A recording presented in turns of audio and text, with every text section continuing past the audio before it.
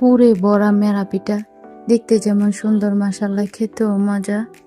আসসালামু আলাইকুম এভরিওয়ান, সবাই কেমন আছেন? আশা করি ভালো আছেন। আলহামদুলিল্লাহ, আমরাও অনেক ভালো আছি। প্রতিদিনের মতো আবারও চলে আসলাম নতুন একটা রেসিপি নিয়ে। আজ আমি তৈরি করে দেখাবো পুর দিয়ে মেরা পিঠা। মেরা পিঠা তো অনেকভাবেই খেয়েছেন, এইভাবে ভিতরে নারিকেলের পুর দিয়ে বানিয়ে দেখবেন, খেতে অসম্ভব মজা হয়। তাহলে কথা না বাড়িয়ে চলুন মূল রেসিপি শুরু করার আগে আমার ছোট একটা অনুরোধ থাকবে, অবশ্যই ভিডিওটা প্রথম থেকে শেষ পর্যন্ত দেখবেন। প্রথমে আমি মেরা পিঠা বানানোর জন্য পুরটা রেডি করে নেব। এর জন্য চুলায় একটা প্যান বসিয়ে দিয়েছি, আর প্যানে দিয়ে দিলাম 1 চামচ পরিমাণ ঘি। ঘিটা একটু গলে আসলে দিয়ে দেব আমি নারিকেল। এখানে আমি 1 কাপ নারিকেল দিয়েছি। নারিকেলটা আমি এখন একটু ভেজে নেব, একদম অল্প আছে। তারপর নারকেলটা ভেজে নিতে হবে, হালকা ভেজে নিলে হবে, খুব বেশি ভাজার দরকার নেই। আমি হালকা করে একটু ভেজে নিয়েছি। এখন দিয়ে দিচ্ছি গুড়। এখানে আমি 1 কাপ নারকেলের জন্য 1/2 কাপ গুড় দিয়েছি। এখন নেড়ে চেড়ে খুব ভালো করে আমি একটা পুর বানিয়ে নেব।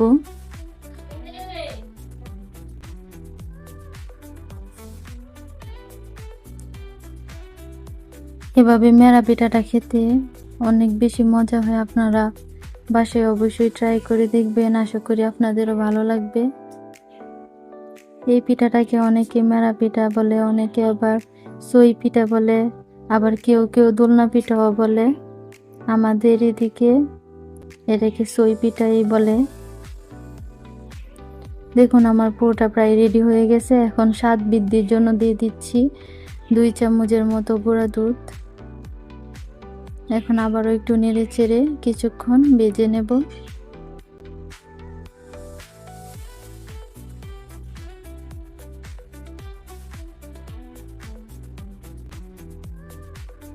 দেখুন আমার নারিকেলের পুরটা রেডি হয়ে গেছে। এখন আমি চুলা থেকে নামিয়ে এক সাইডে রেখে দেব ঠান্ডা হওয়ার জন্য। আর এদিকে আমি চুলায় আরেকটা পাতিল বসিয়ে দিয়েছি। এখন আমি একটা বাটি দিয়ে দিচ্ছি 1.5 বাটি পরিমাণ পানি। আমি যেই বাটি দিয়ে পানি দিয়েছি ওই বাটি দিয়ে মেপে আমি চাউলের আটা দেব। এর জন্য এখন এই পানিতে আমি দিয়ে দিচ্ছি 3 চামচের মতো গুঁড়া দুধ। গুঁড়া দুধটা দিলে পরে পিঠাটা খেতে আরও বেশি মজা হয়। আর দিয়েছি স্বাদ মতো লবণ। এখন দিয়ে দিচ্ছি আমি ফ্লেভারের জন্য 1 চামচ ঘি। ঘিটা দিলে যেরকম ফ্লেভারটাও ভালো লাগে, আবার ডোটাও অনেক সফট হয়। এখন আমি এই পানিতে একটা বলক উঠিয়ে নেব। দেখুন আমার পানিতে বলক চলে এসেছে। এখন আমি এখানে চাউলের আটা দিয়ে দেব। আমি যে বাটি দিয়ে পানি দিয়েছি ওই বাটি দিয়ে আমি 1 বাটি চাউলের আটা দিয়েছি, আর 1/2 বাটি দিয়েছি ময়দা। ময়দাটা দিলে পিঠাটা খেতে আরও ভালো লাগে, আরও সফট হয়, এই জন্য আমি ময়দাটা দিয়েছি। আপনারা চাইলে বাদও দিতে পারেন, ময়দাটা নাও দিতে পারেন। এখন আমি সুন্দরভাবে নেড়ে চেড়ে একটা ডো বানিয়ে নেব।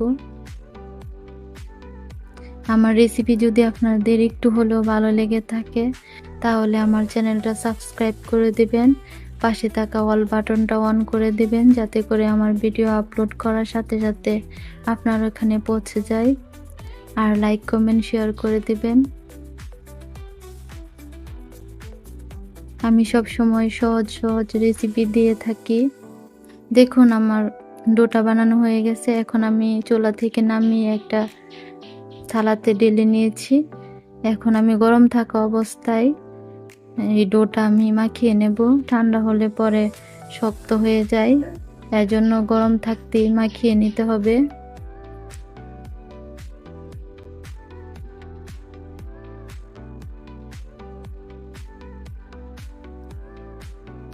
দেখুন আমি ডোটা খুব সুন্দর করে মেখে নিয়েছি। আমি সফট একটা ডো মেখে নিয়েছি। এখন আমি এই ডোটাকে কোনোভাবে রেস্টে রাখবো না। এ থেকে আমি ছোট ছোট করে লেচি বের করে নেব। এক সাইজের লিচিগুলো আমি কেটে নেব। যাতে করে পিঠাগুলো সব এক সাইজের হয়। দেখুন আমি সবগুলো লেচি কেটে নিয়েছি। এখন আমি একটা একটা করে পিঠা বানিয়ে নেব। দেখুন আমি পিঠাগুলো কিভাবে বানাচ্ছি, একদমই সহজ। এই পিঠাটার মতো এত সহজ পিঠা আমার মনে হয় আর অন্য পিঠা না। সব থেকে সহজ এই পিঠাটা বানানো, খেতেও মাশাআল্লাহ ভালো লাগে। দেখুন আমি একটা খামির বানিয়ে নিয়েছি, এখন ভিতরে পুর দিয়ে দেব। পুরটা এতক্ষণে আমার ঠান্ডা হয়ে গেছে। এখন ভালো করে মুখটা সিল করে দেব।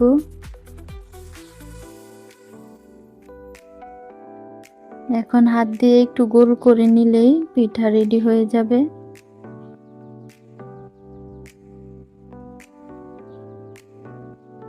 দেখুন আমার একটা পিঠা রেডি হয়ে গেছে, বানিয়ে নিয়েছি।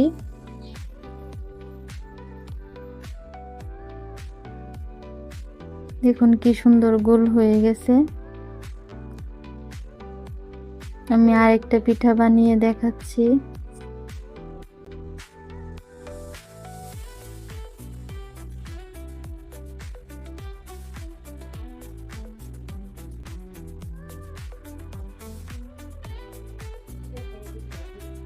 আমি এভাবে করে সবগুলো পিঠা বানিয়ে নেব।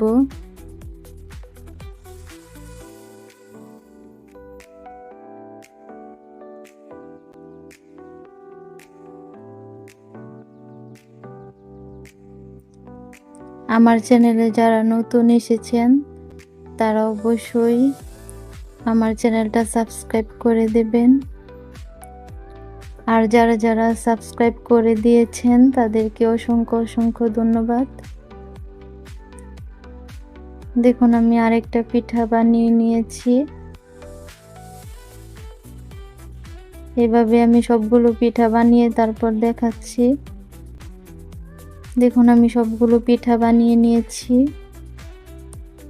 এখন আমি এই পিঠাগুলো ভাপে দেওয়ার জন্য চুলায় চলে যাব। চুলায় আমি একটা পাতিল দিয়ে পাতিলের মধ্যে পানি দিয়ে তারপর একটা স্ট্রেনার দিয়ে দিয়েছি। এখন পানিতে ভাপ এসে গেছে, এখন আমি পিঠাগুলো দিয়ে দিচ্ছি।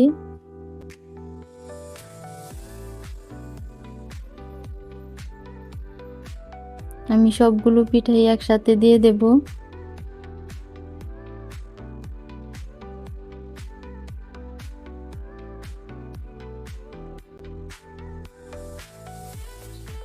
দেখুন সবগুলো পিঠাই ধরে গেছে পাতিলে।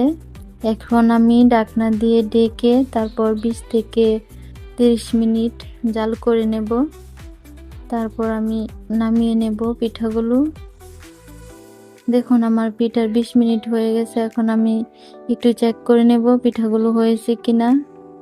আমার মনে হয় পিঠাগুলো এখনো কাঁচা আছে, তাই আবারও আমি ঢাকনা দিয়ে ঢেকে আবারও 5-6 মিনিট জাল করে নিয়েছি। এখন দেখি বোঝা যাচ্ছে আমার পিঠাগুলো পারফেক্টলি হয়ে গেছে। এখন আমি কিছুটা ঠান্ডা পানি উপর থেকে দিয়ে দিচ্ছি, যাতে করে পিঠাগুলো একটার সাথে একটা লেগে না যায়। এখন আমি চুলাটা বন্ধ করে তারপর ঢাকনা দিয়ে ঢেকে দিয়েছি। দেখুন ঠান্ডা হওয়ার পর আমি পিঠাগুলো নামিয়ে নিয়েছি। এখন আমি পরিবেশন করে দেখাচ্ছি আপনাদের পিঠাগুলো কতটা পারফেক্ট হয়েছে। আমি সবগুলো পিঠা একটা প্লেটে সাজিয়ে নিয়েছি। দেখুন পিঠাগুলো কতটা সুন্দর হয়েছে। একদম সহজভাবে যেহেতু মজার একটা রেসিপি বানানো যায়, না খেলে বুঝতে পারবেন না। দেখুন আমি একটা পিঠা ভেঙে দেখাচ্ছি কতটা পারফেক্ট হয়েছে। দেখুন পিঠাটা দেখতে কত লোভনীয় লাগছে। আপনারাও বাসায় এইভাবে একদম সহজভাবে বানিয়ে দেখতে পারেন। বাচ্চা থেকে বড় আশা করি সবাই পছন্দ করবে। এতক্ষণ আমার সাথে থেকে যারা আমার পুরো ভিডিওটা দেখেছেন তাদেরকে অসংখ্য অসংখ্য ধন্যবাদ। তাহলে আজকের মতো এখানে বিদায় নিচ্ছি, দেখা হবে পরের ভিডিওতে। ততক্ষণ সবাই ভালো থাকেন, আল্লাহ হাফেজ।